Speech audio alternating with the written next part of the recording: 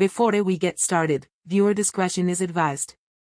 This content is meant for entertainment. What happens when a decorated combat veteran walks straight into the lion's den of daytime television and refuses to be torn apart? You are about to witness one of the most satisfying moments in television history. This is the moment a soldier went to battle on live TV and came out on top. Tulsi Gabbard vs. Joy Behar on The View. 16 years of military service versus 40 years of talk show arrogance. And what followed warmed the hearts of millions of Americans who are fed up with watching veterans be disrespected by people who have never worn a uniform. Before we dive into this incredible clash, make sure you hit subscribe and leave a comment below, because this is going to be absolutely wild. The setup looked simple. The ambush was already planned. For weeks, The View had been attacking Tulsi Gabbard's character, her loyalty, and her identity as an American. Joy Behar and her co-hosts threw every label they could find at her. Traitor. Russian asset. Trojan horse. Useful idiot. 4 accusations. 4 attacks. 4 attempts to destroy a woman who had spent almost her entire adult life serving the country they accused her of betraying. They expected her to come on the show defensive and apologetic. They expected her to grovel, to explain herself, to beg for acceptance like so many guests before her. They had no idea what was about to walk through those studio doors. Tulsi Gabbard did not come to apologize. She did not come to explain herself. She did not come to play nice with people who had been dragging her name through the mud on national television. She came to set the record straight. She came armed with something Joy Behar could never match, the undeniable truth of lived experience, real sacrifice, and genuine patriotism. The moment Tulsi sat down, the energy in the studio changed. The tension was thick. This was not going to be a normal View interview. This was going to be a reckoning. Recently on your show, she said calmly, some of you accused me of being a traitor to my country. She did not ask permission. She did not soften her words. She stated it as fact, because it was fact. They said it on camera to millions of viewers, and now they would answer for it. A Russian asset. A Trojan horse. Each accusation hit like a hammer, forcing the hosts to face the weight of what they had been saying so casually and so recklessly. What a useful idiot, I believe, was the phrase you used. She paused and let the words hang in the air. She let everyone in the studio feel the seriousness of calling a combat veteran a useful idiot. Which basically means that I am naive or unintelligent. That translation cut deep. Useful idiot is not just an insult. It dismisses everything she has done, everything she has sacrificed, everything she stands for. It says your 16 years of service mean nothing. It says your 2 combat deployments are a joke. It says your intelligence briefings, your committee work, your dedication are worthless. Joy Behar shifted in her chair. The smug smile was still there, but cracks were starting to show. She did not expect Tulsi to come out swinging this hard, this fast, and this effectively. You want your viewers to know exactly who I am, Tulsi said. She leaned forward slightly. Her posture was pure military. Strap back. Squared shoulders. Eyes focused like a targeting system locked on its mark. To set the record straight. 4 simple words carrying the weight of 16 years in uniform. I am a patriot. She said it without hesitation or excuses. This was not a claim. It was a declaration. I love our country. Words Joy Behar has probably spoken many times on television. Back coming from Tulsi, they carried real weight, backed by action, service, and sacrifice. I am a strong and intelligent woman of color. She reclaimed every word they tried to twist against her. Strong, not weak. Intelligent, not a useful idiot. A woman of color who would not be talked down to by wealthy talk show hosts. And I have dedicated almost my entire adult life to protecting the safety, security, and freedom of all Americans. The studio went silent. Hundreds of audience members, the hosts, the crew, all faced the reality of who they had been attacking.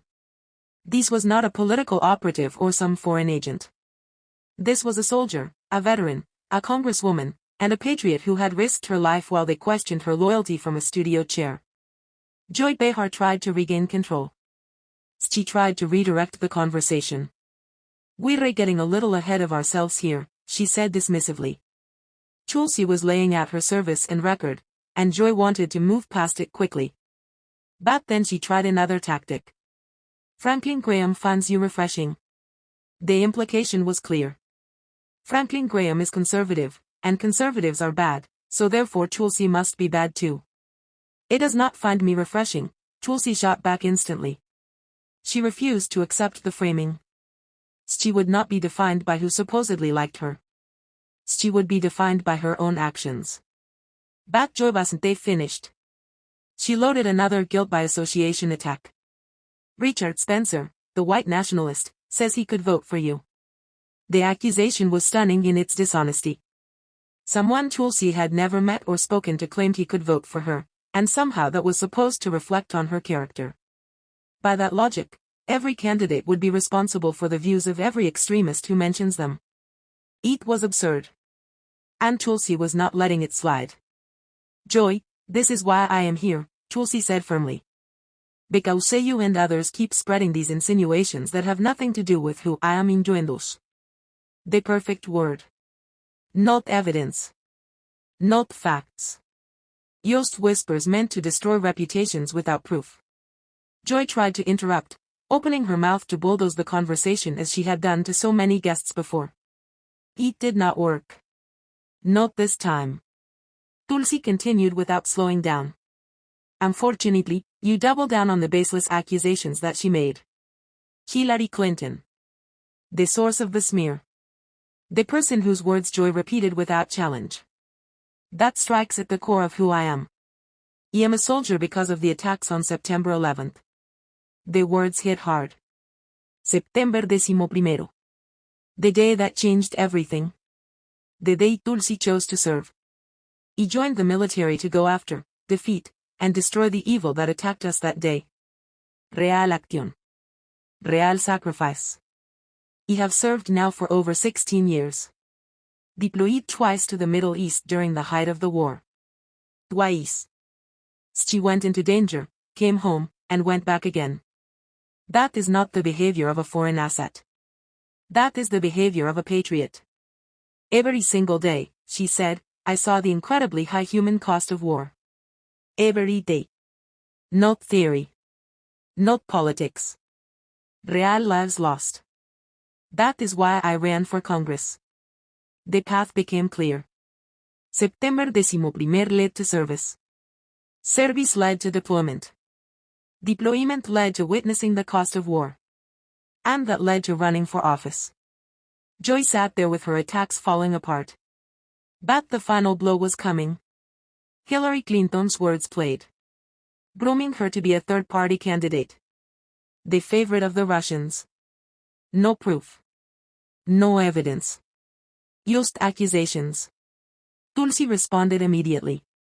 This is outrageous. This is offensive on so many levels. She explained her 7 years in Congress. The classified briefings. The committees she served on. Foreign Affairs. Armed Services. Homeland Security. Does anyone seriously believe a Russian asset would be trusted with that responsibility? The idea was ridiculous. This is why I am running for president, she said, to continue serving this country. When Joy tried to soften the tone and justify the accusations, Tulsi refused to let them minimize it. I am doing this because I am a soldier and a patriot. It is offensive to me as a soldier, as a citizen, as a member of Congress, and as a woman to be treated this way. Then she went on the offensive. She pointed to Hillary Clinton's record of intervention and regime change. Wars that cost the lives of her brothers and sisters in uniform. Joy tried to interrupt again. Are you serious? Tulsi stayed calm. She spoke about Libya. About believing the lies and learning from them. Hillary, she said, did not learn. She continued pushing intervention. It is indisputable, Tulsi said. Hillary Clinton's career has been defined by interventionist foreign policy and acting as the world's police. And I am against that. I am running to change it. Rather than debate me on the issues, she said, they resort to smear campaigns to undermine my character. The audience erupted. Not polite applause, but real, loud support. Tulsi Gabbard walked into an ambush and turned it into a complete victory. Joy Behar sat stunned, her confidence gone, her credibility shaken. The soldier had won.